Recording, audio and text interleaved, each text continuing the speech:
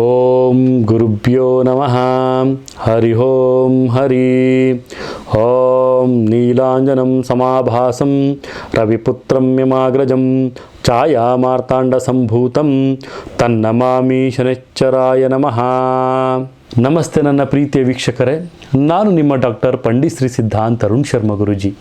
ವಿಶೇಷವಾಗಿ ಇವತ್ತಿನ ಒಂದು ಸಂಚಿಕೆಯಲ್ಲಿ ನಾವು ಸೂರ್ಯಪುತ್ರನಾದಂತಹ ಶನಿಯ ಒಂದು ವಕ್ರತ್ವ ಏನೀಗ ಪ್ರಾರಂಭ ಆಗ್ತಾ ಇದೆ, ಜೂನ್ 29ನೇ ತಾರೀಕು 12:35 ವಕ್ರಿಯ ಚಲನೆ ಪ್ರಾರಂಭ ಆಗ್ತಾ ಇದೆ. ಏನಪ್ಪ ಇದು ವಕ್ರಿಯ ಚಲನೆ ಅಂದರೆ ಏನು? ಶನಿ ವಕ್ರಿ ಅಂದರೆ ಏನು?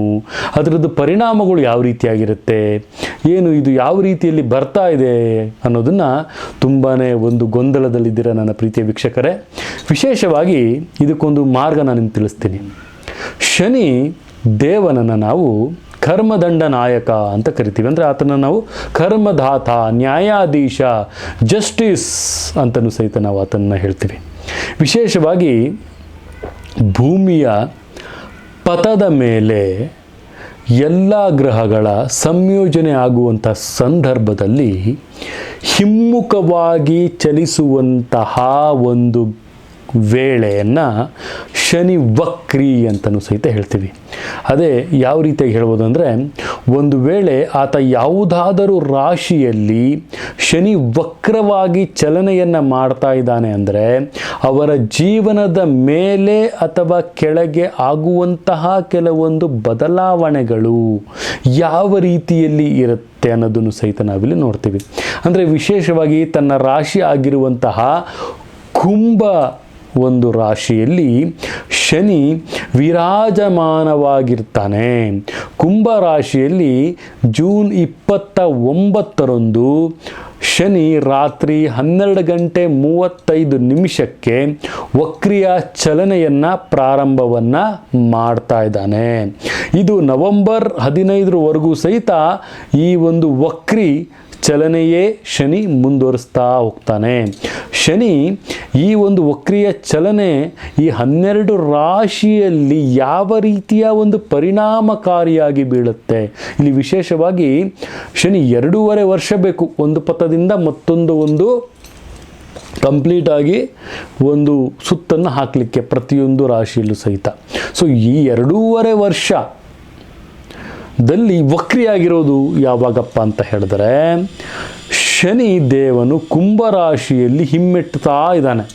ಅಂದರೆ ಶನಿ ಹಿಮ್ಮೆಟ್ಟುವಿಕೆಯನ್ನು ನಾವು ವಕ್ರಿಯಾಗಿದ್ದಾನೆ ಅಂತಲೂ ಸಹಿತ ನಾವಿಲ್ಲಿ ತಿಳಿಸ್ಬೋದಾಗುತ್ತೆ.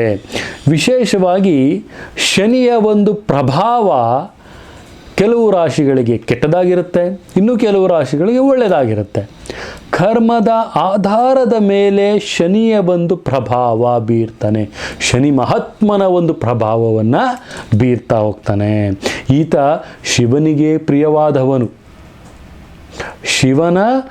ಶಿವನಿಗೆ ಪ್ರಿಯವಾದವನು ಶಿವನಿಗೆ ಬಿಟ್ಟಿಲ್ಲ ಶನಿ. ಹಾಗೆ ಇನ್ನು ಕಡು ಮಾನವರಾದಂತಹ ನಮ್ಮ ಮೇಲೂ ಸಹಿತ ಈತನ ಪ್ರಭಾವ ಬಿಡೋಕ್ಕಾಗುತ್ತಾ?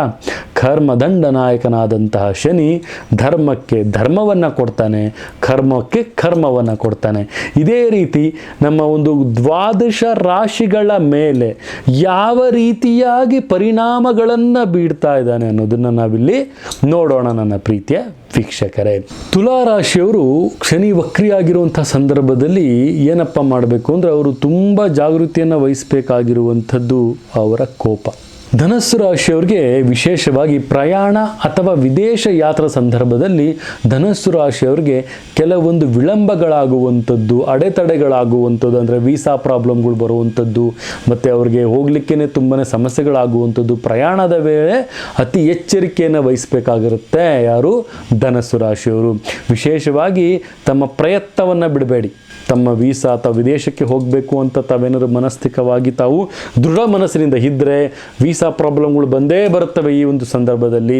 ಅಂತಹ ಸಂದರ್ಭ ತಾವು ಮನಸ್ಸನ್ನು ತಾವು ಧೃತಿಗೆಡಿಸ್ಕೊಳ್ಳದಲೆ ಪ್ರಯತ್ನವನ್ನು ಮಾಡಿ, ಪ್ರಯತ್ನಕ್ಕೆ ತಕ್ಕಂಥ ಫಲ ಇಲ್ಲಿ ಸಿಕ್ಕೇ ಸಿಗುತ್ತೆ ನನ್ನ ಪ್ರೀತಿಯ ವೀಕ್ಷಕರೇ ಅಂತ ಸಹಿತ ನಾವಿಲ್ಲಿ ಹೇಳ್ಬೋದು. ಮತ್ತು ತಮ್ಮ ಜೀವನದಲ್ಲಿ ಇದರ ಅನೇಕವಾದಂತಹ ಒಂದು ಸಾಧನೆಗಳನ್ನು ಮಾಡುವಂತಹ ಒಂದು ವಿಚಾರಗಳು ತಮಗೆ ಬರುತ್ತವೆ. ಮತ್ತು ತಮ್ಮ ಒಂದು ಅಭಿಪ್ರಾಯಗಳನ್ನು, ತಮ್ಮ ಒಂದು ವಿಚಾರಗಳನ್ನು ತಮಗೆ ಯಾರು ಗುರುಗಳಾಗಿರ್ತಾರೆ ಅವ್ರ ಹತ್ರ ತಾವು ಹಂಚ್ಕೊಳ್ಳಿ, ಅವ್ರ ಹತ್ರ ತಾವು ಉನ್ನತವಾಗಿ ತಾವು ಪರಿಶೀಲನೆಯನ್ನು ಮಾಡ್ಕೊಳ್ಳಿ. ಗುರುಗಳೇ, ನಾನು ಹಿಂಗೆ ಮಾಡಬೇಕು ಅಂತ ಇದ್ದೀನಿ, ಈ ದಾರಿಯಲ್ಲಿ ಹೋದರೆ ಸರಿನಾ? ಮಾರ್ಗದರ್ಶಕರನ್ನು ತಾವು ಭೇಟಿಯನ್ನು ಮಾಡಿ ಅವರಿಂದ ಕೆಲವೊಂದು ಸಲಹಾ ವಿಚಾರಗಳನ್ನು ತೆಗೆದುಕೊಳ್ಳಿ. ಅದರಿಂದ ತಾವು ಸಾಧನೆಯ ಯಶಸ್ಸಿನ ಮೆಟ್ಟಲನ್ನು ಏರಲಿಕ್ಕೆ ಪ್ರಯತ್ನ ಮಾಡಿ ಅಂತಲೂ ಸಹಿತ ನಾನು ತಿಳಿಸ್ಕೊಡ್ಬೋದು. ಇಲ್ಲಿ ದೂರದ ಪ್ರಯಾಣ ಅಥವಾ ವಿದೇಶ ಪ್ರಯಾಣದಲ್ಲಿ ತಮಗೆ ತೊಂದರೆ ಬರುತ್ತೆ ವಿನಃ ಬೇರೆ ಯಾವ ವಿಚಾರದಲ್ಲೂ ಇಲ್ಲ. ತುಂಬಾ ಜಾಗೃತಿಯಾಗಿರಬೇಕು. ಯಶಸ್ಸಿನ ಕಡೆಗೆ ತಾವು ಆಶಾವಾದಿಗಳಾಗಿರಿ. ಆಸೆಯನ್ನು ತಾವು ಯಶಸ್ಸಿನ ಕಡೆಗೆ ಕೊಡಿ. ಅನ್ಯಥಾ ವಿಚಾರಗಳಿಗೆ ಕಿವಿ ಕೊಡದಲೇ ಯಶಸ್ಸಿನ ಕಡೆಗೆ ತಮ್ಮ ವಿಚಾರವನ್ನು ಮುಂದುವರಿಸಿ ಅಂತಲೂ ಸಹಿತ ನಾನಿಲ್ಲಿ ತಿಳಿಸ್ಕೊಡ್ಬೋದಾಗುತ್ತೆ. ಇದೇ ರೀತಿ ದ್ವಾದಶ ರಾಶಿಗಳ ಫಲಾನುಗಳ ಮೇಲೆ ಯಾವ ರೀತಿ ಶನಿಯ ಒಂದು ವಕ್ರಸ್ಥಾನದಲ್ಲಿ ಬರ್ತಾಗ ಹೇಗೆಲ್ಲ ಯಾವ ವಿಚಾರದ ಬಗ್ಗೆ ಈ ದ್ವಾದಶ ರಾಶಿಗಳು ತುಂಬಾ ಜಾಗೃತಿಯಾಗಿರಬೇಕು ಅಂತ ಈ ಒಂದು ವಿಡಿಯೋದಲ್ಲಿ ನಾನು ನಿಮಗೆ ತಿಳಿಸ್ಕೊಡ್ತಾ ಇದ್ದೆ.